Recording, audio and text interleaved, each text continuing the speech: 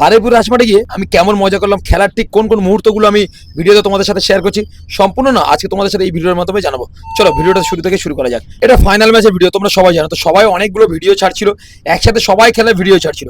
তো সেই জন্য ভিডিওটা দিইনি, বেশ কিছুদিন পুরানো হলেও আজকে তোমাদের সাথে ভিডিওটা শেয়ার করলাম। তো সাজান শাইনি একটা পেনাল্টি পেয়েছিল, তো সুন্দর একটা গোল করলো সাজান শাইনি ওই মুহূর্তে। কিন্তু সাজান শাইনি কিন্তু ওই দিনকে এত ভালো ফুটবল উপহার দিয়েছে, বেঙ্গল টিভিএস এর হয়ে খেলছিল, প্রচুর দর্শকও ছিল।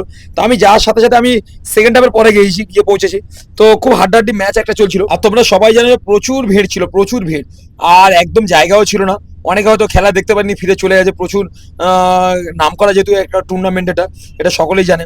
অনেকটা সময় কিন্তু লেট হলেও আমি তোমাদের সাথে ভিডিওটা শেয়ার করছি, কারণ এত কষ্ট করে ভিডিও করেছি, শেয়ার না করলে হয়। ইয়াও আমি দেখছি অ্যালফ্রেডকে মাঠের বাইরে যাচ্ছে না বলে ইয়াও জোর করে কিন্তু অ্যালফ্রেডকে থেকে বার করে দিচ্ছে। যেমন খেলা হচ্ছিল তেমন মজাও হচ্ছিল মাঠে। এইভাবেই কিন্তু প্রত্যেকটা মুহূর্ত কিন্তু আক্রমণের সাথে সাথে কিন্তু খেলাটা শেষ হয়ে গেল, গড়িয়ার টিমটা জিতে গেল।